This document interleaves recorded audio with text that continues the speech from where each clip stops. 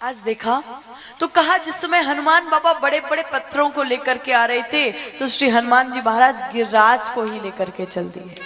और जैसे ही गोवर्धन सरकार को श्री हनुमान बाबा लेकर के चले हैं तो पूछा भगवान आज इधर क्या हुआ। जैसे गिरिराज जी को लेकर के जा रहे थे इधर से आवाज लगाई कि समुद्र पर सेतु का निर्माण पूर्ण हो चुका है, जो जहां पे वहीं पर रुक जाओ। सो गिरिराज जी को बीच रास्ते में ही छोड़ दिया। उस समय गोवर्धन सरकार के आंखों से अश्रुधारा गिरने लगी। प्रभु मुझसे ऐसी क्या गलती हो गई थी, भगवान ऐसी क्या गलती हो गई जो कि आपने मुझे सेवा में नहीं लिया। भगवान ने कहा चिंता मत करो, अरे द्वापर त्रेता में ना सही परंतु जब मैं द्वापर में आऊंगा तो मैं उस समय स्वयं आकर के तुम्हारी पूजा करूंगा और स्वयं ही तुमको पूजवाऊंगा। इसलिए भगवान ने गिरिराज जी की ही पूजा करवाई।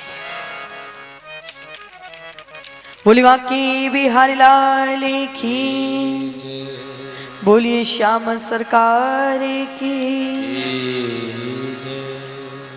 अभी तक सिग्नल नहीं मिल रहा था पर हमको सिग्नल मिलने लगा है कि 6 बजे तक कथा पूरी करनी है।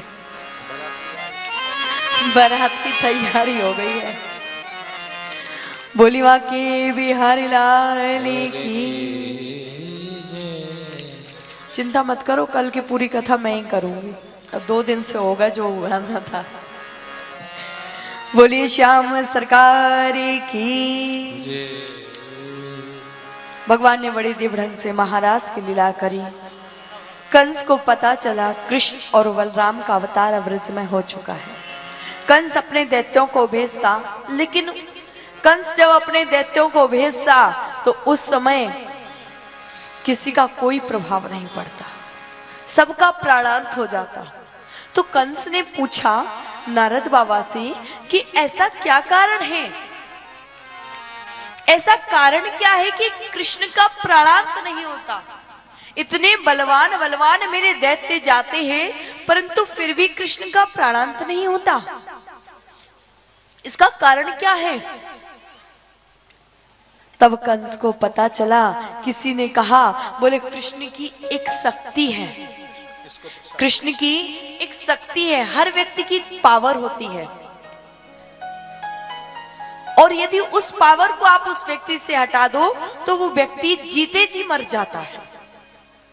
बोले वैसे ही कृष्ण की भी एक शक्ति है और अगर वो शक्ति हट गई, अगर वो शक्ति हट गई तो कृष्ण का प्राणांत हो जाएगा। बोले ऐसी कौन सी शक्ति है, ऐसी कौन सी शक्ति वो कृष्ण के पास में है। तो बताया, बोले वर्षाने में है श्री राधा रानी, वर्षाने में श्री राधा रानी। कंस ने कहा अच्छा। अब कंस ने योजना बनाई कि मैं राधा रानी का ही हरण करूंगा, राधा रानी का ही प्राणांत कर दूंगा। गर्ग संहिता में कथा आती है, गर्ग संहिता की कथा है, आप लोग पढ़ना कभी, बड़ी सुंदर। अभी संक्षिप्त में आपको बताती हूँ, कभी अवसर मिला तो विस्तार से सुनाऊंगी। जब कंस के मन में विचार आया और कंस को इस बात का पता चल गया जब किशोरी जी का जन्म हुआ और जैसे किशोरी जी का अवतार हुआ, इधर बधाइयां हो रही थी, सब बैठे हुए थे, उसी समय कंस भी गया किशोरी जी का दर्शन करने के लिए। तो सारे वर्षाने में हल्ला मच गया, बोले महाराज आए हैं, महाराज आए हैं, महाराज आए हैं। बोले कौन महाराज आए हैं, बोले राजा कंस आए हैं। अब लोगों ने कहा कंस तो कंस ही है भाई, लोगों ने कहा ना जाने कहा होवे कोई, काहे को आए है यहाँ पर। लेकिन कंस जैसे ही पहुंचा वृषभानु जी के महल में तो द्वारपालों ने भगाने लगे, तो वृषभानु जी ने कहा कंस को अंदर आने दो। और जब कहा तो उसी समय कंस आया महल में और जैसे ही महल में पहुंचा,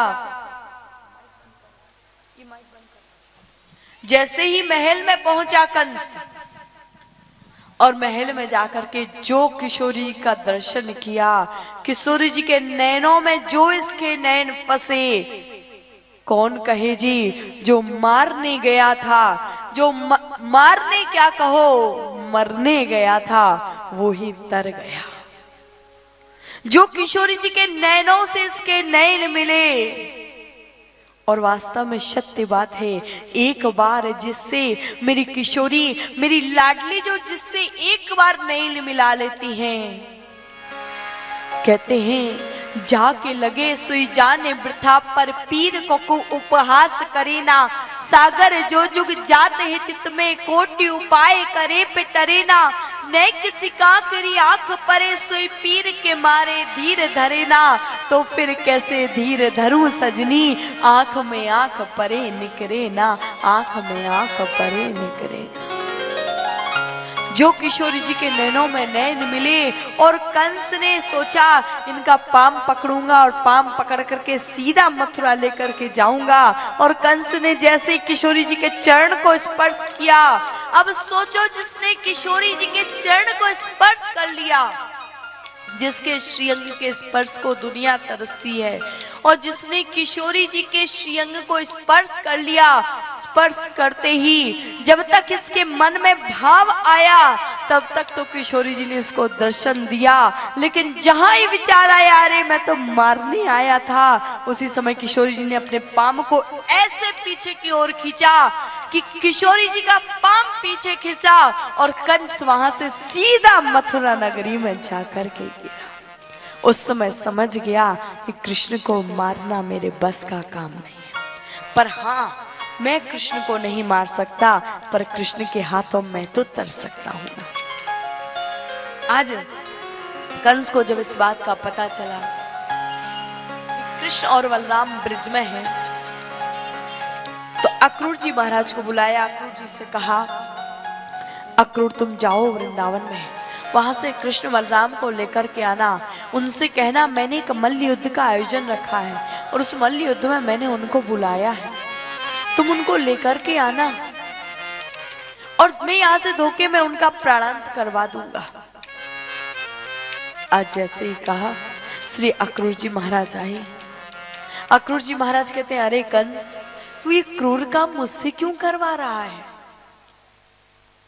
आज जैसे ही देखा सो उसी समय कंस आया और कंस ने आकर के क्या किया, अक्रूर जी से बोला, अक्रूर तुम जाते हो या फिर मैं तुमको परिणाम दिखाऊं? अक्रूर जी ने सोचा कि नहीं जाऊंगा तो कंस मुझे मार डालेगा और जाऊंगा तो कृष्ण बलराम के सखा मेरा प्राण